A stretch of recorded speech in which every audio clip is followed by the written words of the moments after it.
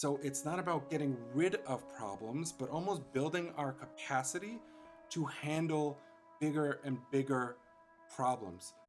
Hi everyone, it's Philippe. So I wanted to talk about this expectation I think a lot of high achievers are carrying around with them every day that is causing a lot of added and unnecessary stress. So this came up because I just had a session with one of my clients who I would put in the high achieving category for sure.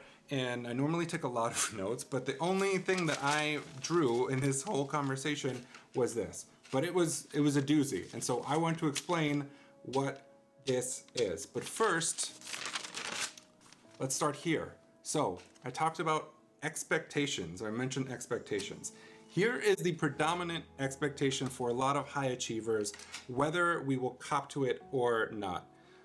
I'm here, and if I keep doing things right, I will move along a linear path and reach the promised land, reach success where I will feel awesome about myself, everything will be great, and I won't really have the problems that I have right now.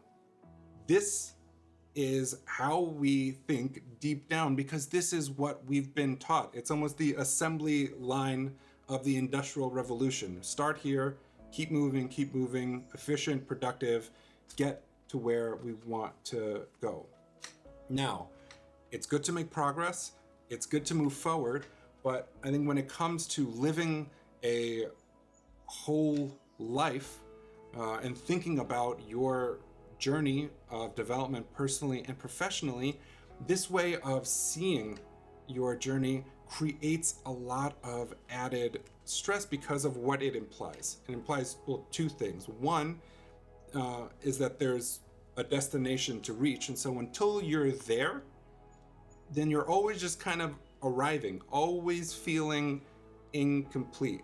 The second is that once you solve a problem, that you should never see it again, right? Along a line, once you pass that line, you pass it. So if here, let's say, is shyness, I don't know, okay, well then, okay, I address shyness. That should not come up again as I move forward. What happens? Different setting, different context. Maybe you've experienced this before where you encounter a problem that isn't exactly the same as it was before, but the theme is similar enough where you say to yourself, what the hell, why am I still dealing with this? And then you get down on yourself that you haven't made any progress.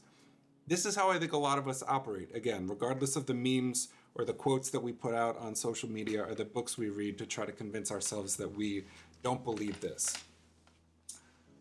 I still kind of believe this sometimes, but this is actually what I believe more and more and what I was talking to her about. The way that I now think about my own development personally, professionally, is as a spiral. Now, a couple of things to note here. One, and this is the only thing I drew during our session. What is the purpose? If you shift the way that you think about your life from a straight line to a spiral, a couple of things change. One is the purpose. With a line, it's to reach your destination. But with a spiral, the purpose is expansion. The purpose is to continue to move outward and outward so that there is more, I would call this internal terrain. So this is your experience, your wisdom, your connection to yourself, to community, right? Your sense of who you are as a person constantly expanding, becoming bigger and bigger as you go through life. People who we consider to be wise, I would say, have a vast inner terrain of experience and knowledge that they bring into situations. So one is shifting the objective from reaching a destination to constantly expanding, which we can do through learning and trying things out. The other thing, which is about problems and encountering problems. On the straight line, this guy right here, you're only supposed to deal with something once. And then if you don't, well, that must mean that you're just stuck in the same place and you get down on yourself. Things aren't going according to plan. But I don't think At least I haven't found that to be true in my life or in the life of anyone I've ever spoken to. What actually happens is that there are certain, let's say, themes or tendencies that we have that we may encounter. But we work on them and we learn, and we'll go around and expand. And we'll come back to a point where we may be dealing with what feels like a similar theme. But in this context, we're dealing with a similar theme, but further out. So it's not about getting rid of problems, but almost building our capacity to handle bigger and bigger problems. So maybe here it was shyness, so not speaking up at a dinner party. And maybe out here it's public speaking. Maybe further out here it's putting your art out into the world if that's something that you want to do.